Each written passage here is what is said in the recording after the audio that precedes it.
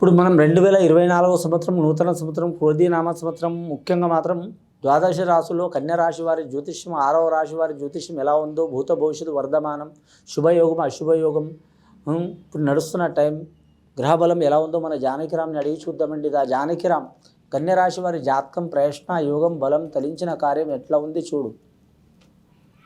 కన్యా రాశి వారి జాతకం ప్రయత్న యోగం చదువు విద్య ఉద్యోగం వ్యాపారం పర్సనల్ లైఫ్ ఎలా ఉంది చూడు. బిజినెస్ రంగం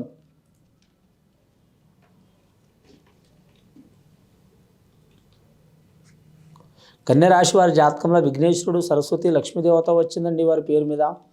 అలాగే మాత్రం చూడాలంటే మాత్రం కన్యా రాశి వారి జాతకంలో ఆదాయం మాత్రం 11 ఉందండి, ఖర్చు 11 ఉంది, సరి సమానం ఉంది. సాయం చేసేవారు 5గురు, ఇబ్బందులు పెట్టేవారు 7గురు. గ్రహాలు చూడాలంటే వారికి 6 గ్రహాలు అనుకూలంగా ఉన్నాయి, 3 గ్రహాలు అనుకూలంగా లేవు. శని ఉన్న వారికి 6వ స్థానం ఉంది, చాలా గొప్ప ఫలితం ఉంది. ఉత్తర నక్షత్రం వారికి కలిసి వచ్చే అవకాశం ఉన్నదండి. కానీ హస్త నక్షత్రం విఘ్నేశ్వరుడు పుట్టిన నక్షత్రం అండి, వినాయకుడు పుట్టిన నక్షత్రం, గణపతి స్వామి పుట్టిన నక్షత్రం ఉన్నవారికి కొన్ని ఇబ్బందులు ఉన్నాయి. ఆ ఇబ్బందులు చిక్కులు చికాకులు పోవాలంటే మాత్రం విఘ్నేశ్వరునికి మాత్రం ఆరాధన చేయటం, అలాగే మహాగణపతి హోమం చేయడం చాలా మంచిది. ముఖ్యంగా రాజకీయ నాయకులు కలిసి వస్తుంది, సెలబ్రిటీలకు కలిసి వస్తుంది. అలాగే వీరి జాతకంలో చూడాలంటే వ్యాపారస్తులకు కలిసి వస్తుంది, అలాగే గృహస్థులకు కూడా కలిసి వస్తుంది. కానీ మాత్రం వీరి జాతకంలో చూడాలంటే మాత్రం మహాగణపతి హోమం చేయాలి.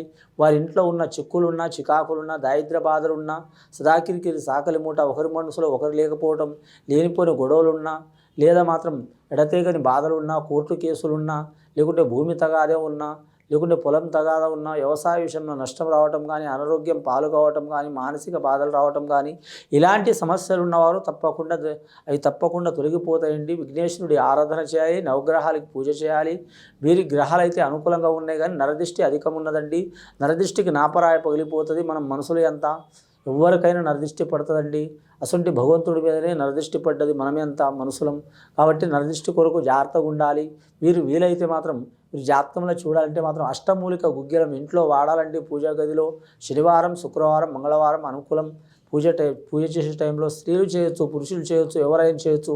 ఒక మహిళ లేని టైంలో శుభ్రత ఉన్న టైంలో చేయాలండి. ముఖ్యంగా వీరికి వ్యాపార విషయంలో కలిసి వచ్చే అవకాశం ఉంది, కానీ వ్యాపార మార్పిడి అయ్యే అవకాశం ఉంది.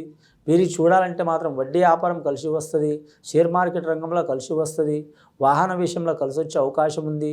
రియల్ ఎస్టేట్ రంగంలో మాత్రం కొన్ని ఇబ్బందులు చిక్కులు చికాకులు వస్తాయి. జనరల్ స్టోర్ వ్యాపారంలో కలిసి వస్తుంది, అలాగే హోటల్ ఫీల్డ్లో కలిసి వచ్చే అవకాశం ఉంది. కానీ లిక్కర్ వ్యాపారం చేసినా, అలాగే మాత్రం మెడికల్ ఆరోగ్యం సంబంధించిన వ్యాపారం చేసినా కొన్ని ఇబ్బందులు చిక్కులు చికాకులు వచ్చే అవకాశం ఉంది. ఇక విద్య విషయంలో అయితే తిరుగు ఉండదు, వీరికి విద్యలో కలిసి వచ్చే అవకాశం ఉందండి. కానీ వివాహం చేయాలనుకునేవారు, చేపించాలనుకునేవారు చాలా అనుకూలమైన వాతావరణం ఉంటుంది. వివాహం ఇష్ట ప్రకారం అయ్యే అవకాశం ఉంది. వీరికి సామాన్యంగా సంతాన దోషం ఉండదు. ఒకవేళ మాత్రం చెప్పలేం. పూర్వీకుల నుంచి మాత్రం నాగేంద్రుడి దోషం చాలా మందికి ఉంటుందండి. 280 రకాలు ఉంటుందండి నాగదోషం. ఒక్కొక్కరికి ఒక్కొక్క రకంగా ఉంటుంది. ఆ దోషం ఒకవేళ కుటుంబ పరంగా కానీ వంశపరంగా కానీ ఏమైనా నాగదోషం ఉంటే మాత్రం ఖచ్చితంగా మాత్రం నాగేంద్రుడికి పూజ చేయాలండి. నాగేంద్రుడు ఎక్కడో ఉండడు, ఆ శివుడి మెడలో హారం లెక్క ఉంటాడు. కాబట్టి ఆ నాగేశ్వరుడికి ఈశ్వరుడికి నాగేంద్రుడు ధరించిన ఆభరణం కాబట్టి నాగేశ్వరుడు అనే పేరు పడ్డదండి. ఈశ్వర దర్శనం చేయాలి. మంగళవారం రోజు మాత్రం ఆ స్వామికి మాత్రం ఈశ్వరునికి పూజ చేయటం చాలా మంచిది. అలాగే నాగేంద్రుడికి పూజ చేయటం చాలా మంచిది. అలాగే మాత్రం వీరి జాతక బలానికి చూడాలంటే మాత్రం ముఖ్యంగా మాత్రం సుబ్రహ్మణ్యేశ్వర స్వామి ఆరాధన చేయటం మంచిది. రుణ చిక్కులున్న వారు తొలగిపోయే అవకాశం ఉంది. కళాకారులకు కలిసి వస్తుంది, రాజకీయ నాయకులకు కలిసి వస్తుంది, స్త్రీలకు కలిసి వచ్చే అవకాశం ఉంది. అన్నదమ్ముల సహకారం ఉంటుంది. ఇంట్లోగా ఒకరి మనసులో ఒకరు లేని వారు కూడా తొలగిపోయే అవకాశాలు ఉన్నాయండి. ఇది విని చూసి ఆచరించే వారికి గొప్ప ఫలితాలు కలుగుతాయండి. శుభం భూయత్.